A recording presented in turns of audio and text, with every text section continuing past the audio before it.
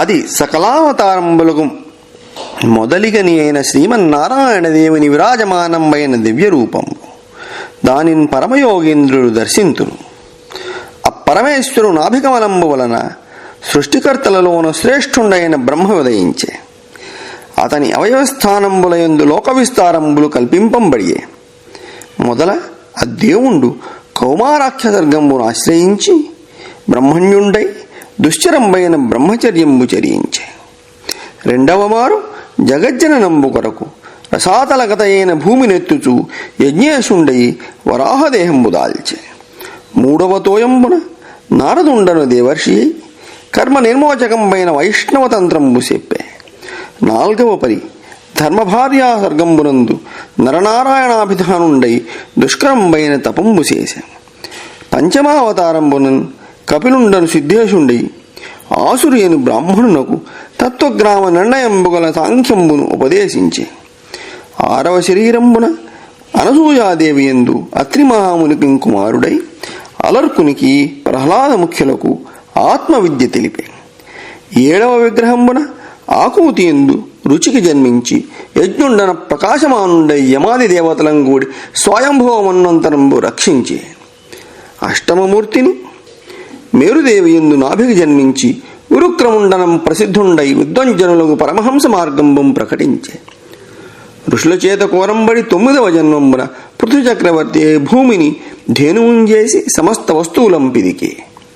చాక్షుష మన్వంతర సంప్లవంబున దశమంబైన మీనావతారంబునుంది మహీరూపంబగు నావనెక్కించి వైవస్వతమును ధరించే. సముద్రమథన కాలంబునం 11వ మారు కమఠాకృతిని మందరాచలంబు తన పృష్ఠకర్పరంబున నేరుపరి నిలిపే.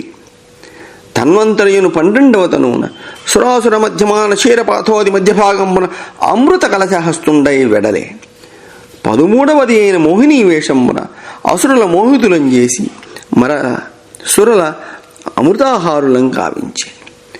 14వది అయిన నరసింహ రూపంబునం కనక కశిపుని సంహరించే. 15వది అయిన కపట వామనావతారంబున బలిని పదత్రయంబు యాచించి 3 లోకంబుల ఆక్రమించే. 16వది అయిన భార్గవరామాకృతిని కుమిత భావంబు దాల్చి బ్రాహ్మణ ద్రోహులైన రాజుల 21 మారు వధించి భూమిని నిక్షత్రంబు గావించే. 17వది అయిన వ్యాసగాత్రంబున అల్పమతులైన పురుషులను కరుణించి వేదవృక్షంబునకు శాఖలేర్పరచే. 18వైన నామాభిధానమున దేవకార్యార్థంబు రాజత్వంబునుంది సముద్ర నిగ్రహాది పరాక్రమంబులు ఆచరించే. 19 రామ కృష్ణ రూపంబులచే యదువంశంబునందు సంభవించి విశ్వంభరాభారంబు నివారించే. 21 బుద్ధనామదేయమునం కలియుగాద్య అవసరంబున రాక్షస సమోహనంబు కొరకు మధ్యగయా ప్రదేశంబున జనసుతుండయి తేజరులు.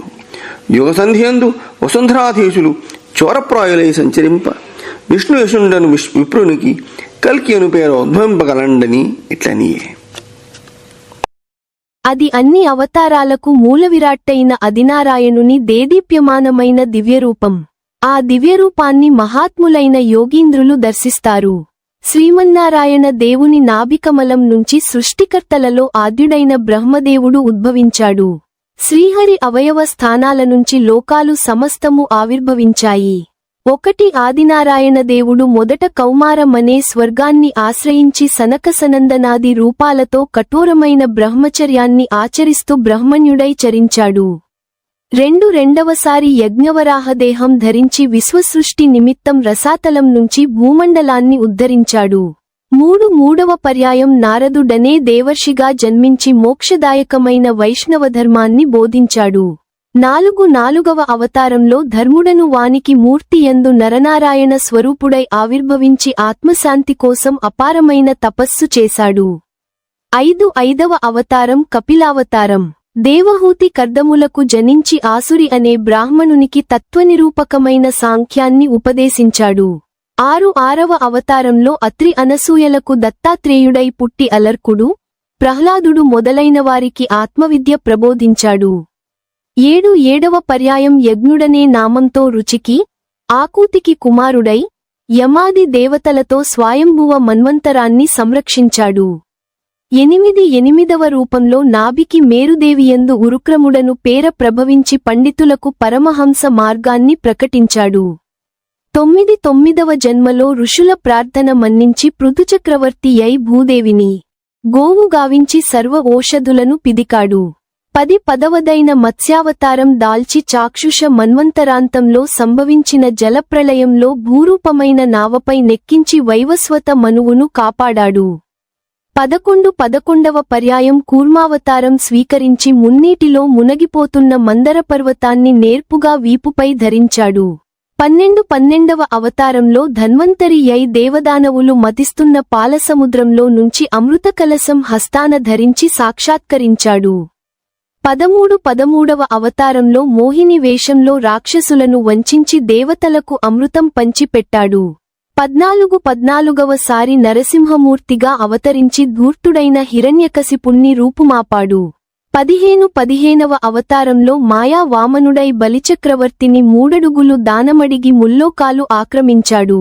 16వ మారు పరశురాముడై రౌద్రాకారంతో బ్రాహ్మణ ద్రోహులైన రాజులను 21 మారు సంహరించి ధాత్రిని క్షత్రియహీనం కావించాడు. 17వసారి వేదవ్యాసుడై అల్పప్రజ్ఞులైన వారికోసం వేదశాఖలను విస్తరింపజేశాడు. 18వ పర్యాయం శ్రీరాముడై సముద్రబంధనాది వీరకృత్యాలు ఆచరించి దేవకార్యం నిర్వర్తించాడు. 19వ అవతారంలో బలరాముడుగా 20వ అవతారంలో శ్రీకృష్ణుడుగా సంభవించి భూభారాన్ని హరించాడు. 21వసారి బుద్ధుడై మధ్య గయా ప్రదేశంలో తేజరిల్లి రాక్షసులను సమ్మోహపరచి ఓడిస్తాడు. 22వ పర్యాయం కల్కి రూపంతో విష్ణుయేసుడనే విప్రునికి కుమారుడై జన్మించి కలియుగాంతంలో కలుషాత్ములైన రాజులను కఠినంగా శిక్షిస్తాడు అని పలికి సూతుడు ఇంకా ఇలా అన్నాడు.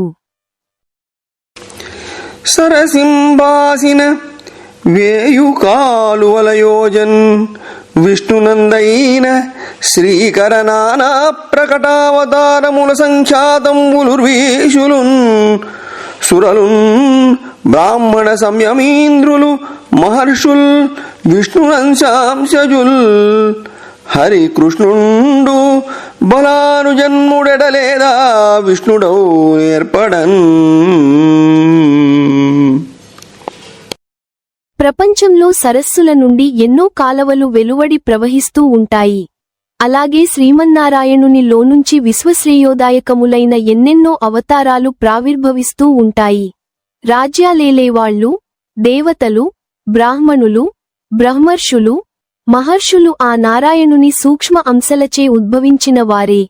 పూర్వం బలరామునిగా, అతని సోదరుడు శ్రీకృష్ణునిగా శ్రీమహావిష్ణువు తానే అవతరించాడు కదా. భగవంతుండగు విష్ణుడు జగములకెవ్వేళ రాక్షసం వ్యధగలుగున్ తగ అవ్వేళల తడయక యుగ యుగమున పుట్టికాచును జల్లీలన్. అతి రహస్యమైన హరిజన్మ కథనంబు మనుజుడెవ్వడేని మాపు రేపు చాలా భక్తితోడ చదివిన సంసార దుఃఖరాశి బాసి తొలగిపోవు.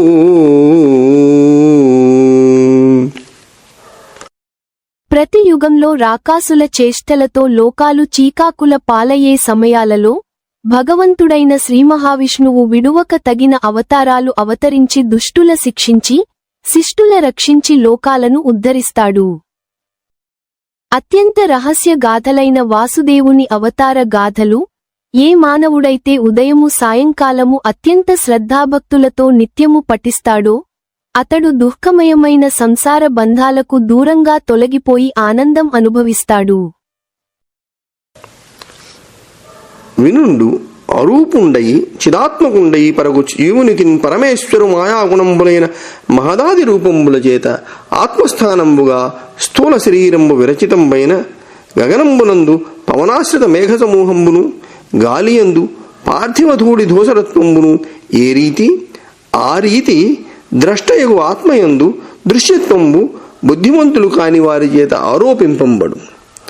ఈ స్థూల రూపంబు కంటే అదృష్ట గుణంబై అశ్రుతంబైన వస్తువు ఒకటం చేసి వ్యక్తంబుగాక సూక్ష్మంబై కరచరణాదులు లేక జీవునికి ఉండకు రూపంబు విరచితంబయ్యుండు.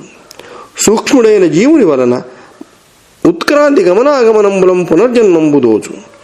ఎప్పుడు ఈ స్థూల సూక్ష్మ రూపంబులు రెండు స్వరూప సమ్యజ్ఞానంబులం ప్రతిషేధింపబడు అప్పుడు అవిద్యం చేసి ఆత్మను కల్పింపబడునని తెలియననియు జీవుండు బ్రహ్మదర్శనంబునకు అధికారియవు.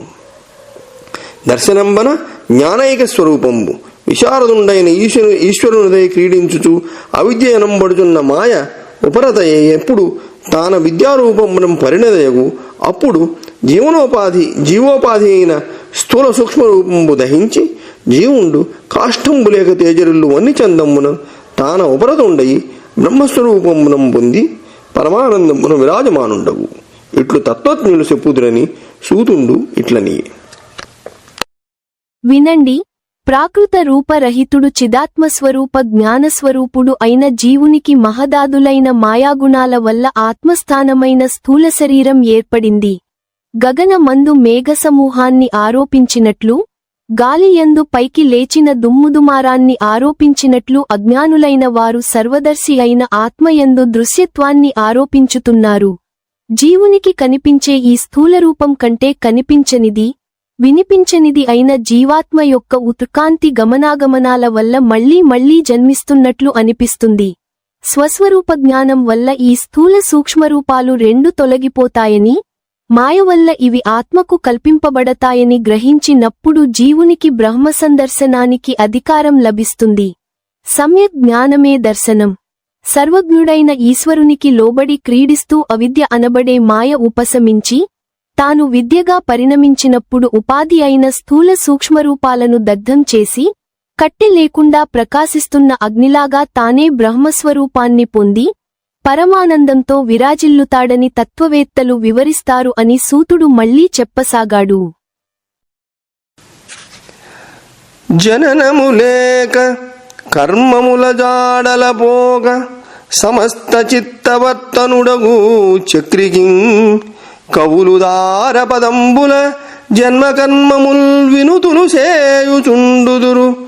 వేదరహస్యములందు ఎందు చూచిన మరిలేవు జీవునికి చెప్పిన కైవడి జన్మకర్మముల్.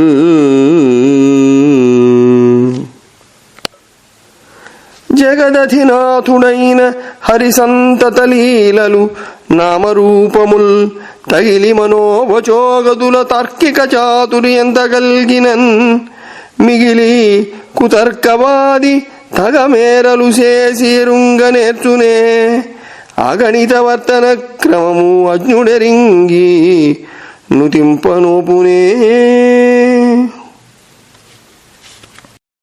చక్రధారుడైన ఆ హరికి జన్మ అన్నది లేదు. ఏ కర్మలు ఆయనని అంటవు. సమస్త జీవుల చిత్తములలోనూ ఆయన నివసిస్తూ ఉంటాడు.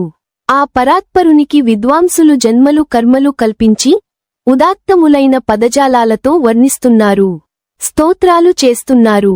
వాస్తవానికి వేదాలన్నీ వెదకి చూసినా జీవునికి వలె దేవునికి జన్మలు కర్మలు లేనేలేవు. భువన శ్రేణి నమోఘలీలుడగుచున్ పుట్టించు రక్షించు అంత విధింజేయు మునుంగడందు బహుభూతౌరాతమందాత్మతంత్ర విహార స్థితుడై షడింద్రియ సమస్త ప్రీతియున్ దవులంది భంగిం కొనుజిక్కడింద్రియములన్ త్రిపున్ నిబంధించుచున్. ఈ సకల భువన జాలాన్ని తన అమోఘమైన లీలావిలాసం చేత శ్రీమన్నారాయణుడు పుట్టిస్తుంటాడు, రక్షిస్తుంటాడు, అంతం చేస్తూ ఉంటాడు. కాని తాను మాత్రం ఆ జనన మరణాలలో నిమగ్నం కాడు. సర్వప్రాణి సమూహమందు ఆత్మస్వరూపుడై విహరిస్తుంటాడు. ఎంతో దూరంలో అందకుండా స్వర్గంలాగా ఉండి జీవుల ఇంద్రియాలకు సంతోషాన్ని సమకూరుస్తూ తాను మాత్రం ఇంద్రియాలకు అతీతుడుగా ఉండి నియంత్య ఇంద్రియాలను తన ఇష్టం వచ్చినట్లు త్రిప్పుతూ ఉంటాడు. సర్వలోకేశ్వరుడైన శ్రీహరి లీలావిలాసంగా నానావిధాలైన నామరూపాలు ధరిస్తూ ఉంటాడు. కళాహృదయం లేని అగ్నుడు, నాట్యంలోని అందచందాలను అర్థం చేసుకొని ఆనందించి అభినందించలేనట్లే వితర్కాలు కుతర్కాలు నేర్చినవాడు తర్కశాస్త్ర పాండిత్యం ఎంత ఉన్నా భగవంతుని సత్యస్వరూపాన్ని మనస్సు చేతగాని వాక్కుల చేతగాని ఇంత అని గ్రహింపలేడు. ఇంచుక మాయలేక మది ఎప్పుడు వాయని భక్తితోడ వర్తించుచు ఎవడేని హరిదివ్య పదంబుజ గంధరాశి సేవించు అతండెరుంగు అరవింద భవాదులకైన దుర్లభోదంచితమైన ఆహరి ఉదార మహాద్భుత కర్మ మార్గముల్. మర్మము అన్నది కొంచెం కూడా లేకుండా ఎడతెగని భక్తితో ప్రవర్తిస్తూ నారాయణ చరణారవింద సుగంధాన్ని సేవించే మహాత్ముడు బ్రహ్మాదులకు సైతం అందుకొన శక్యం కాని భగవంతుని అత్యద్భుతమైన లీలావిశేషాలను తెలుసుకుంటాడు. ఇలా చెప్పి సూతుడు సౌనకాది మహర్షులతో ఇలా అన్నాడు. హరిపాదద్వయ భక్తి మీ వలన ఇట్లారూఢమైండునే తిరుగంపారదు చిత్తవృత్తి హరిపై దీపించి మీ లోపలంధరణీ దేవతలార మీరలు మహాధన్యుల్ సమస్తజ్ఞులు హరిచింతన్ మిము చెందవెన్నడును జన్మాంతర్వ్యథా యోగముల్. ఓ బ్రహ్మణ్యులారా, మీరు పుణ్యవంతులలో శ్రేష్ఠులు, సర్వం తెలిసిన మునివరేణ్యులు. మీలో శ్రీహరి చరణయుగంపై భక్తి ఇంతగా ఆరూఢమై ఉన్నది. మీ హృదయాలు శ్రీహరి యందు అసక్తములై ఎడబాటు ఎరుగకుండా ఉన్నాయి. శ్రీమన్నారాయణ సంస్మరణ ప్రభావం వల్ల ఈ చావు పుట్టుకల బాధలు ఎన్నడూ మీ సమీపానికి రాలేవు.